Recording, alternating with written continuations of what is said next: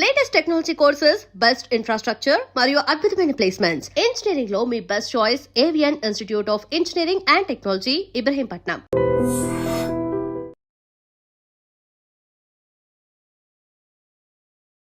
Hi, hello, నమస్తే, welcome back to dream media. ఈ రోజు మనతో ఉన్నారు విశ్వేశ్వర రెడ్డి గారు. ముఖ్యంగా యుఎస్ లో ఉన్న సిచ్యువేషన్స్ గురించి, అక్కడ అప్డేట్స్ గురించి ఒకసారి సార్ అడిగి తెలుసుకుందాం. సార్ అందరికి సుపరిచితులే, సో అక్కడ విషయాలు ఒకసారి తెలుసుకుందాం. నమస్కారం విశ్వేశ్వర రెడ్డి గారు. నమస్కారం సార్. లేటెస్ట్ అమెరికన్ అప్డేట్స్ చూసుకున్నట్లయితే ఫస్ట్ థింగ్, ఎవరైతే డిపెండబుల్ వీసా మీద అక్కడ ఉంటారో, ఎవరైతే గ్రీన్ కార్డ్స్ మీద వెళ్ళి అక్కడ ఉన్న వాళ్ళు స్పౌస్ అయి ఉండొచ్చు, పేరెంట్స్ అయి ఉండొచ్చు, వాళ్ళు ఎయిర్పోర్ట్స్ లో ఉన్న టైంలో సెలవులకి ఇక్కడ నుంచి వచ్చి అక్కడికి వెళ్తున్న టైంలో అయి ఉండొచ్చు, వాళ్ళ పాస్పోర్ట్స్ చేతికి ఇచ్చేయమని అక్కడ అధికారులు చెప్తున్నట్టు కొన్ని వార్తలు వస్తున్నాయి. Is it true?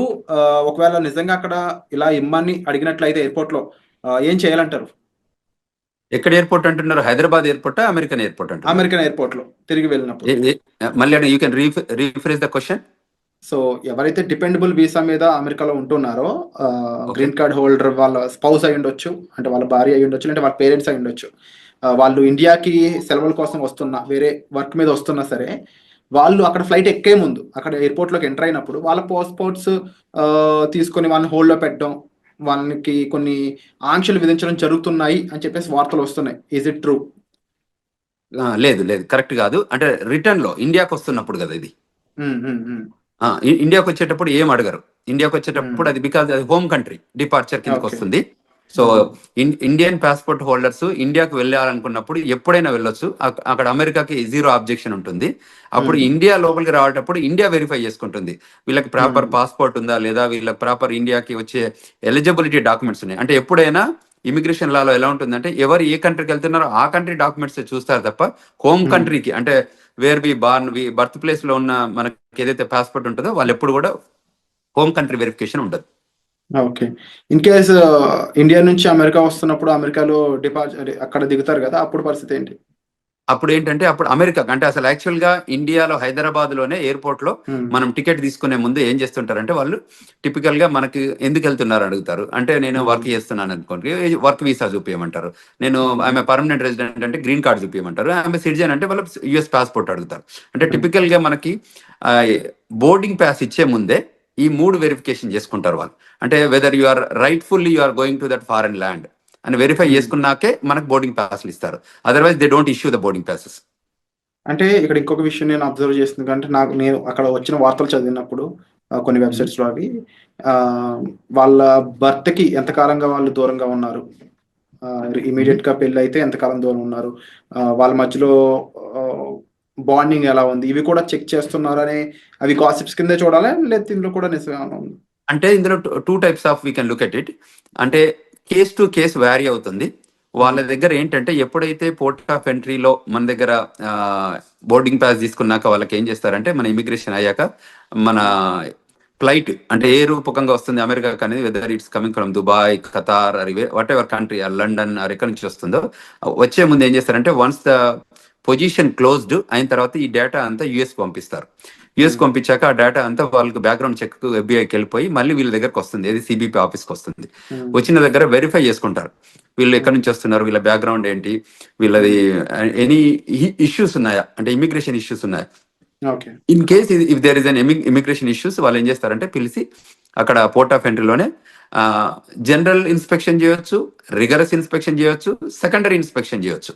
సో ఈ 3 టైప్స్ ఆఫ్ ఇన్స్పెక్షన్ జరుగుతాయి. జనరల్ ఇన్స్పెక్షన్ అంటే వాళ్ళకి తెలిసిపోతుంది, అంటే గ్రీన్, ఎల్లో, రెడ్ ఛానల్ లాగా మనం ఇక్కడ పోర్ట్ ఆఫ్ ఎంట్రీలో ఉంటాయి చూడండి, అట్లా కస్టమ్స్ లలో green, red, yellow channel type. ఇది కూడా టిపికల్ గా ఎలా ఉంటుందంటే, వాళ్ళకి if they have background, very good background ఉంటే లోపలికి స్మూత్ గానే అడుగుతారు, కపుల్ ఆఫ్ క్వశ్చన్స్ అడిగి రాణిస్తారు. లేదు ఇంకా వాళ్ళకి డౌట్ ఉంటే ఒక 10 క్వశ్చన్స్ అడుగుతారు. ఇంకా బాగా డౌట్ ఉంటే ఏం చేస్తారంటే, వాళ్ళ ఫోల్డరు, ప్యాకెట్, పాస్పోర్ట్ అన్ని తీసుకొని సెకండరీ ఇన్స్పెక్షన్ అని ఒక పక్క రూమ్ తీసుకెళ్తారు. అక్కడ తీసుకెళ్లి ఒక 4-5 అవర్స్ కూర్చోబెడతారు. కూర్చోబెట్టి ఆ 4-5 అవర్స్ లోపల ఏం చేస్తారంటే వాళ్ళ పాస్పోర్టు, వాళ్ళ ఫోను, వాళ్ళ కంప్యూటరు, వాళ్ళ అన్ని తీసుకొని కూర్చోబెట్టి ఈ 4-5 అవర్స్ లోపల అంటే వాట్ ఎవర్ దట్ స్టిపులేటెడ్ టైంలో వీళ్ళు ఏం చేస్తారంటే వాళ్ళ బ్యాక్గ్రౌండ్ చెక్ చేస్తారు. కంట్రీలో ఎప్పటి నుంచి వచ్చారు, ఎప్పుడు ఉన్నారు, ఇది మొదటిసారి వచ్చిందా, లేకపోతే ఎన్నిసార్లు ఉన్న దానిలో ఇప్పుడు H1B మీద ఉంటే ఎవరు ఏ ఎంప్లాయర్ దగ్గర పనిచేస్తున్నాడు, ఎంప్లాయర్ దగ్గర అసలు జాబ్ ఉందా లేదా, అంటే టిపికల్ గా దే వెరిఫై ఎవ్రీథింగ్. ఒకవేళ ఓకే. ప్రయర్లీ ఏదైనా ఉంటే ఈయనకి ఏదైనా స్పీడింగ్ టికెట్లు ఉన్నాయా, లేకపోతే ఇంకేదైనా క్రిమినల్ రికార్డ్ ఉందా, you know what I'm talking, and everything they will verify. అక్కడ ఏదైనా వయలేషన్స్ ఉన్నాయని గమనిస్తే ఆ సెకండరీ ఇన్స్పెక్షన్ లో గుర్తుపడితే ఏం చేస్తారంటే వాళ్ళని మళ్ళీ ఇంటర్వ్యూ ప్రాసెస్ లో తీసుకెళ్తారు. తీసుకెళ్లి ఆ ఇంటర్వ్యూలో ఒకవేళ వాళ్ళు వయలేట్ చేసిన ఏమైనా ఉంటే ప్రజెంట్ చేస్తారు. దీస్ ఆర్ ద సిచ్యువేషన్స్ ఉన్నాయి, వాట్ యూ థింక్ అంటే వాళ్ళు మనం అగ్రి అయ్యాం అనుకోని, అగ్రి అయితే వాళ్ళ వీసా క్యాన్సిల్ చేసేసి మళ్ళీ అక్కడ నుండి డిపోర్ట్ చేస్తారు. అంటే ఇప్పుడు ఫర్ ఎగ్జాంపుల్ జనరల్ గా అమెరికా పెళ్ళికొడుకు అంటే ఎక్కువ మంది ఇంపార్టెన్స్ ఇస్తూ ఉంటారు. ఆ రకంగా ఎప్పుడైనా వాళ్ళ అమ్మాయిని తిరిగి అక్కడ పంపినప్పుడు డిపెండబుల్ వీసా మీద అమ్మాయి వెళ్తుంది కాబట్టి కరెక్ట్, H4 వీసా మీద వస్తారు. కానీ అమ్మాయి బాగా చదువుకున్న అమ్మాయి అనుకోవచ్చు, ఎంటెక్ పర్సన్ అయి ఉండొచ్చు. ఇన్ కేస్ ఆవిడ నేను ఇక్కడ కూడా జాబ్ చేస్తాను ఏమన్నా పొరపాటు అక్కడ రివీల్ చేసి ఉంటే అప్పుడు సిచ్యువేషన్ ఎలా ఉంటుంది? ఆ పాసిబిలిటీ అదే ఆ ఇంటర్వ్యూయింగ్ ప్రాసెస్ అని ఇంతకుముందు చెప్పాను కదా. So Hmm. యూజువల్ గా మనం ఏం చేస్తామో H4 మీద ఉంటే తక్కువ క్వశ్చన్స్ అడుగుతారు, ఎందుకంటే they are not primary. In case వాళ్ళకి బాగా డౌట్ వస్తే వాళ్ళు అడగొచ్చు, అడిగితే ఆ పొటెన్షియల్ థింకింగ్ ఉంటే అప్పుడు ఆలోచిస్తారు. కానీ మెజారిటీ 98% పెద్ద ఇష్యూస్ ఏమి ఉండవు దానికి, ఎందుకంటే H1 వాళ్ళని బాగా వెరిఫై చేస్తారు, గ్రిల్ చేస్తారు, make sure that they have a job or not అని వెరిఫై చేసుకుంటారు. అంటే H1 వాళ్ళు ఎలాంటి జాగ్రత్తలు తీసుకోవాలంటారు అక్కడ ఇంటర్వ్యూ కానీ అక్కడ క్వశ్చన్ చేసినప్పుడు?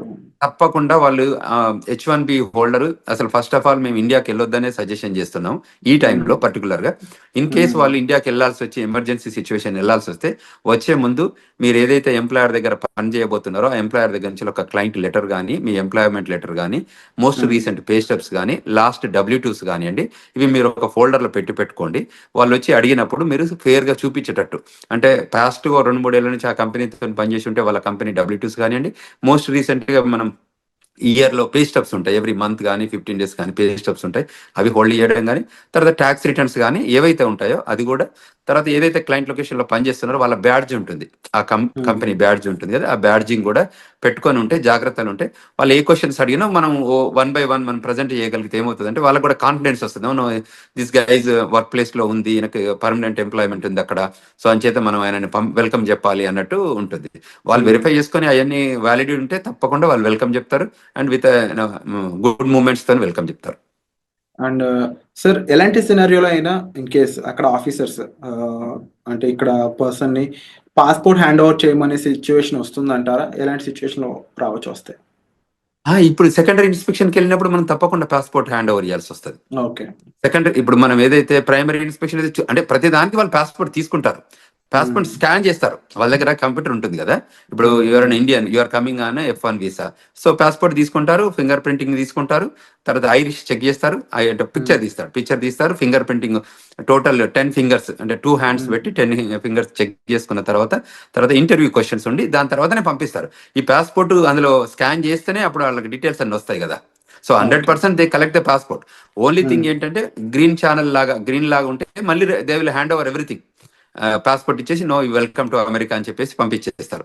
సో అది H1B ఏదంటే వాళ్ళ ఎంప్లాయ్మెంట్ ఉందా లేదా వెరిఫై చేసుకొని ఆ క్వశ్చన్స్ అడుగుతారు, ఎక్కడ పని చేస్తున్నారు, ఏంటి, ఏ జాబ్ చేస్తున్నారు, ప్రోగ్రామ్ అనలిస్టా ఏంటి అంటే డేటా అనలిస్టా, దోస్ కైండ్ ఆఫ్ క్వశ్చన్స్ అన్నట్టు. సో క్లయింట్ లొకేషన్ లో జాబ్ ఉందా వెరిఫై చేసుకొని, మీ ఎంప్లాయర్ తో టచ్ లో ఉన్నావా, అంటే దీస్ ఆర్ ద కొన్ని కామన్ మినిమం క్వశ్చన్స్ ఉంటాయి కదా. ఆ మినిమం క్వశ్చన్స్ అడిగాక మళ్ళీ దే హ్యాండ్ ఓవర్, లోపలికి వెళ్ళాక ఫస్ట్ పాస్పోర్ట్ తీసుకొని క్వశ్చన్స్ అడిగాక మళ్ళీ పాస్పోర్ట్ హ్యాండ్ ఓవర్ చేస్తారు. సో పాస్పోర్ట్ తీసుకోవడం అనేది ఒక common practice. Only American citizens అయి ఉండి వాళ్ళకి గ్లోబల్ ఎంట్రీ ఉంటే తప్ప వీళ్ళని యూజువల్ గా గ్లోబల్ ఎంట్రీ ఉన్న వాళ్ళకి ఎలా ఉంటుందంటే వాళ్ళకి ఐరిష్ తో టెస్ట్ చేస్తారు, వాళ్ళకి ఇండిపెండెంట్ గా వాళ్ళే స్కాన్ చేసుకోవచ్చు, వాళ్ళే పిక్చర్ దిగొచ్చు. ఇప్పుడు యాప్ కూడా వచ్చింది, గ్లోబల్ ఎంట్రీ యాప్. సో అందులోనే వాళ్ళు ఫోటోలు తీసుకొని సబ్మిట్ చేస్తారు, ఆఫీసర్ సిబిపి ఆఫీసర్ వెరిఫై చేసుకొని ఎవ్రీథింగ్ గుడ్ ఉందంటే వాళ్ళు ఈవెన్ పాస్పోర్ట్ కూడా అడగరు, యూ కెన్ గో అని చెప్పేస్తారు, ఎందుకంటే వాళ్ళకి బ్యాక్గ్రౌండ్ చెక్లు వ్యాలిడేషన్ అంతా జరుగుతుంది కాబట్టి. అండ్ అలాగే ఇంకా లేటెస్ట్ అప్డేట్ ఇంకోటి చూసుకున్నట్లయితే సెంట్రల్ యూనివర్సిటీ ఆఫ్ మిచిగన్ లో ఒక చైనీస్ స్టూడెంట్ తను సోషల్ మీడియాలో కొంచెం యాక్టివ్గా ఉండడం, అది కూడా అమెరికాకి ఆపోజిట్గా తను చేసిన రెస్పాన్స్ అనేది తను డిపార్ట్ చేసే విధంగా మారింది. ఇప్పుడు జస్ట్ 6 months స్టడీ లెఫ్ట్ ఉందంట తనకి. 2016లో తను వెళ్ళాడంట స్టడీస్ కోసం. అలాంటి సిచ్యువేషన్స్లో ముఖ్యంగా సోషల్ మీడియాలో మనం అంటే రియాక్ట్ అయ్యే విధానం కానీ, ఆఖరికి ఒక పోస్ట్ యుఎస్కి ఆపోజిట్గా ఉండే ఒక పోస్ట్ని మనం లైక్ చేసినా కూడా అది మన మీద కాస్త తీవ్ర ప్రభావం చూపిస్తుందని చెప్పేసి వస్తున్నాయి వార్తలు. ఈ పరంగా ఇండియన్ స్టూడెంట్స్ ఎవరైనా ఎఫెక్ట్ అయ్యే ఛాన్స్ ఉందా? అసలు అక్కడ స్టూడెంట్స్ ఎలాంటి జాగ్రత్తలు తీసుకోవాలంటారు? Correct, very good question Virat. టిపికల్గా ఏంటంటే మనకు ఇక్కడ కంట్రీలో మనం non immigrant aliens, we are here for a short term, అంటే టర్మ్ బేస్డ్ వస్తున్నాం మనం ఈ కంట్రీలోకి. అది F1 అయితే 2 to 5 years, H1 అయితే 3 to 6 years, and permanent residence అయితే you have a residency requirement ఉంది కాబట్టి అది ఫాలో అయితే ఇస్తారు. సో ఎక్కడైతే నాన్ ఇమిగ్రెంట్ ఏలియన్స్ ఉంటారో వాళ్ళకి ఈ స్పెషల్గా ఈ రూల్స్ అని అప్లై అయ్యేది. ఎందుకంటే మనం కంట్రీ లాయాలిటీ చూపిస్తే తప్ప మనం కంట్రీ లోపలికి రానివ్వరు. సో కంట్రీకి అగనెస్ట్గా చేసే యాక్టివిటీస్ ఏదైనా సోషల్ మీడియా రూపకంగా కానీ వాళ్ళకి ఎక్కడైనా అబ్జర్వ్ చేసి ఉంటే వాళ్ళు వెరిఫై చేసుకుంటారు. వెరిఫై చేసుకొని క్వశ్చన్ చేస్తారు. ఎక్కడైనా ఎవిడెన్స్ దొరికితే తప్పకుండా వాళ్ళు క్వశ్చన్ చేస్తారు. ఈజ్ దట్ యూ అని చెక్ చేసుకొని వాళ్ళు డిపోర్టేషన్ ప్రొసీడింగ్ చేస్తారు. ఇప్పుడు ఈ ట్రంప్ అడ్మినిస్ట్రేషన్ సెకండ్ టర్మ్ వచ్చాక ఏంటంటే చాలా ఎగ్జిక్యూటివ్ ఆర్డర్స్ తీసుకున్నారు. అందులో some of the executive orders వాళ్ళకి అవుట్ రైట్ సిబిపి ఆఫీసర్కి అథారిటీ ఇస్తుంది డిపోర్టేషన్ చేయడానికి.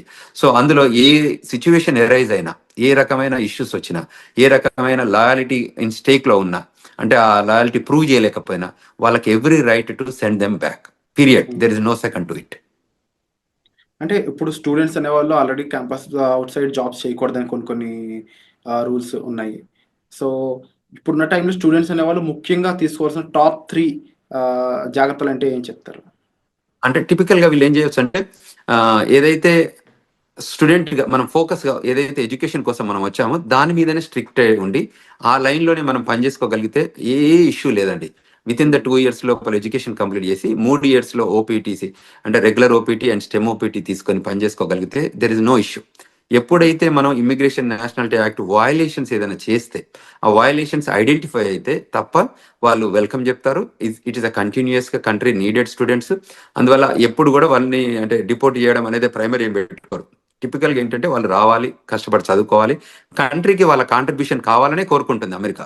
సో అందులో ఎమినెన్సీ ఎఫెక్టివ్గా స్కిల్ ఉన్న వాళ్ళందరినీ కూడా కంట్రీ ఎప్పుడు లూజ్ చేసుకోదు. ఎప్పుడైనా స్కిల్ లేబర్ కానివ్వండి, స్కిల్ నాలెడ్జ్ ఉన్న వాళ్ళు కానివ్వండి, ఎడ్యుకేషన్లో కానీ ఎంప్లాయ్మెంట్ కానీ ఎక్స్ట్రాడినరీ ఎబిలిటీ మనం పెర్ఫామ్ చేస్తే అమెరికా ఎప్పుడు కూడా వెళ్ళగొట్టదు. ఎప్పుడు వెళ్ళగొడుతుంది? Any backgrounds, negative background, criminal background, financial background issues ఉన్నప్పుడు, అటువంటి ఇష్యూస్ వాళ్ళు అబ్జర్వ్ చేసినప్పుడు వాళ్ళు క్లియర్గా చెప్తారు, you are violating this so and so sections 1, 2, 3.